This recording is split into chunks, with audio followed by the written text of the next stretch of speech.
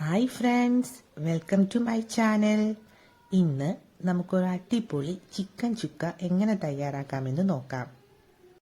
തയ്യാറാക്കാൻ ആവശ്യമായ സാധനങ്ങൾ: 2 കിലോ ചിക്കൻ കഴുകി വൃത്തിയാക്കി എടുത്തിട്ടുണ്ട്, 5 വലിയ സവാള ചെറുതായിട്ട് അരിഞ്ഞത്.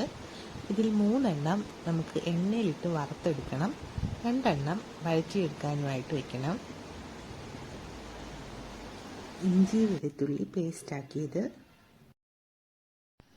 വെളിച്ചെണ്ണ എടുത്തിട്ടുണ്ട്, മുളക് പൊടി കാശ്മീരി മുളക് പൊടിയാണ് എടുത്തിരിക്കുന്നത്, മല്ലിപ്പൊടി എടുത്തിട്ടുണ്ട്, കുരുമുളക് പൊടി എടുത്തിട്ടുണ്ട്, മസാലപ്പൊടി, ഉപ്പ്, പച്ചമുളക് 3 എണ്ണം, മഞ്ഞൾപ്പൊടി, തക്കാളി 2 തക്കാളി ചെറുതായിട്ട് അരിഞ്ഞത്. ഇനി ചിക്കനിലേക്ക് 2 ടീസ്പൂൺ മുളക് പൊടി ചേർത്ത് കൊടുക്കാം, 2 ടീസ്പൂൺ മല്ലിപ്പൊടി ചേർത്ത് കൊടുക്കാം, 1 ടീസ്പൂൺ കുരുമുളക് പൊടിച്ചത് ചേർത്ത് കൊടുക്കാം,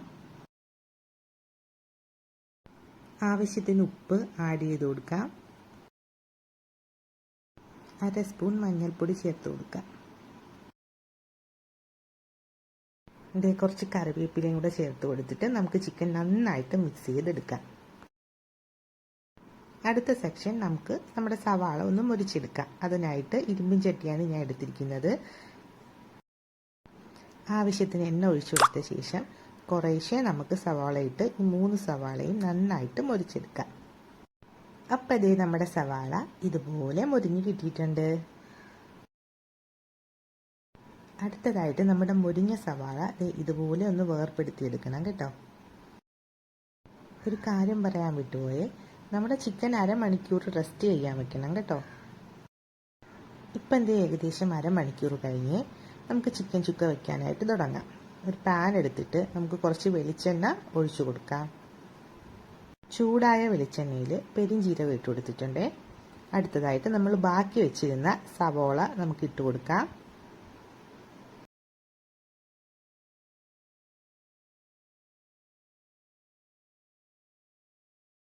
അപ്പം അതേ നമുക്കൊന്ന് വഴറ്റി കൊടുക്കാം.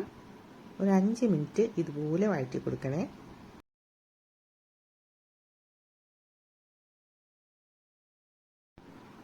നമ്മുടെ സവാള ചെറുതായിട്ട് വഴന്നു വരുമ്പോഴത്തേനും നമുക്ക് നമ്മുടെ ഇഞ്ചി വെളുത്തുള്ളി പേസ്റ്റ് ആഡ് ചെയ്ത് കൊടുക്കാം.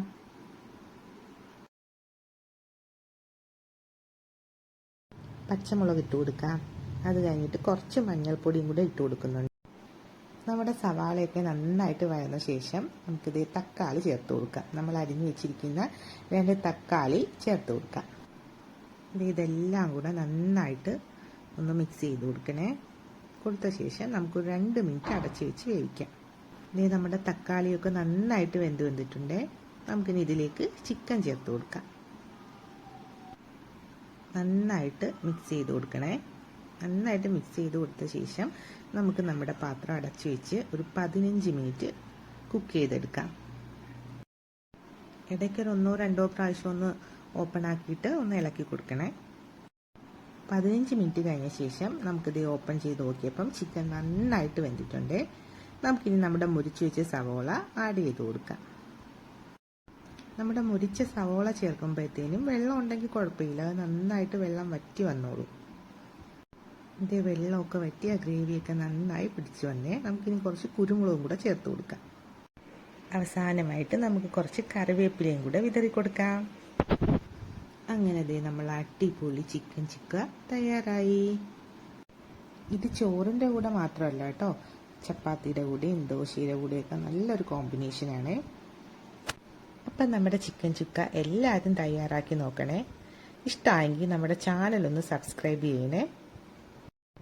ഇഷ്ടമായെങ്കിൽ ഒരു ലൈക്ക് തരാൻ മറക്കല്ലേ. ലൈക്കും കമൻറ്റും. Thank you.